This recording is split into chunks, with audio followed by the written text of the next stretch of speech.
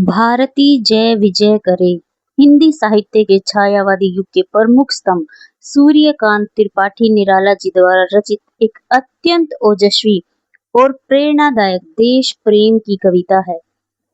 सूर्यकांत त्रिपाठी निराला छायावादी रचनाकारों में सबसे पहले मुक्त छंद का प्रयोग करने वाले 1899 में बंगाल के महिषादल में पैदा हुए।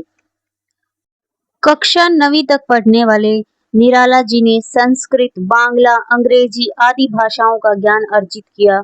उनकी प्रमुख रचनाएं अनामिका, परिमल, गीतिका, कुकुरमुत्ता और नए पत्ते, उपन्यास, कहानी, आलोचना और निबंध लेखन में भी उनकी ख्याति अविस्मरणीय है। निराला रचनावली के 8 खंडों में उनका संपूर्ण साहित्य प्रकाशित है। उपेक्षितों, पीड़ितों के प्रति उनकी कविताओं में गहरी सहानुभूति मिलती है। निराला जी का निधन सन 1961 में हुआ। निराला जी की कलम से निकली कविता भारती जय विजय करे भारतीय संस्कृति, प्रगति और राष्ट्र गौरव का एक अत्यंत सुंदर उदाहरण है। कविता के आरंभ में ही कवि भारती जय विजय करे कहकर भारत को विजयश्री प्राप्त करने की कामना करते हैं। कवि भारत माता की वंदना करते हुए कहते हैं कि हे भारत माता, आपकी सदा ही जय हो। कनक शस्य कमल धरे। आगे कवि कहते हैं कि हे भारत माता, आपने जो सोने जैसी चमकती फसलें और कमलों को अपने हाथों में धारण किया है वे अत्यंत ही शोभायमान हैं। लंका पद दल शत दल गर्जी तोर्मी सागर जल धोता सूची चरण युगल सतव कर बहु अर्थ भरे। पद दल मतलब पैरों के नीचे, सतदल कमल, गर्जी तोर्मी गरजती हुई सागर की लहरें, सूची पवित्र।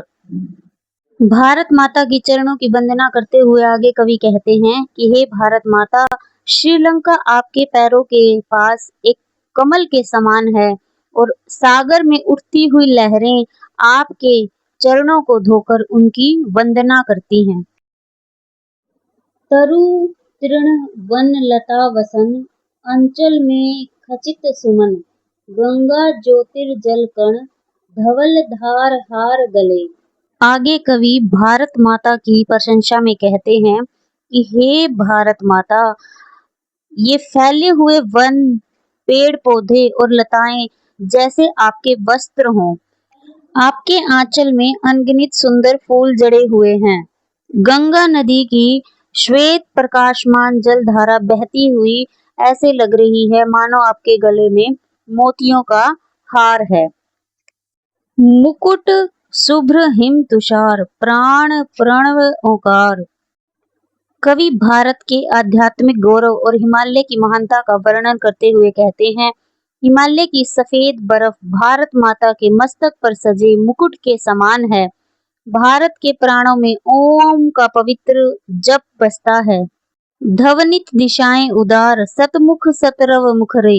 आगे कवि भारत की महानता का वर्णन करते हुए कहते हैं, भारत की उदारता और उसकी महान संस्कृति की गूंज दसों दिशाओं में सुनाई देती है। भारत माता का स्वरूप सैकड़ों मुखों और सैकड़ों आवाजों में महिमा में होकर प्रकट हो रहा है। कवि ने बड़े ही सुंदर अलंकारों का प्रयोग करते हुए कविता के माध्यम से भारत माता के सुंदर रूप का गुणगान किया है। कवि ने कविता में रूपक अलंकार, अनुप्रास अलंकार आदि अलंकारों का प्रयोग किया है।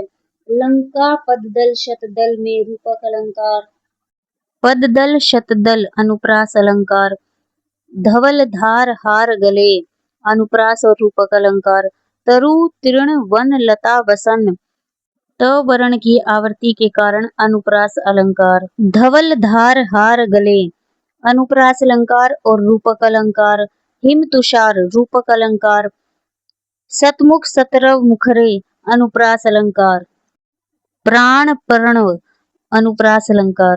तो चलिए अब देखते हैं अभ्यास के प्रश्नोत्तर। भारती जय विजय करे कविता में विशेष रूप से आंसर है भारत के ज्ञान, प्रकृति और संपन्नता की प्रशंसा की गई है।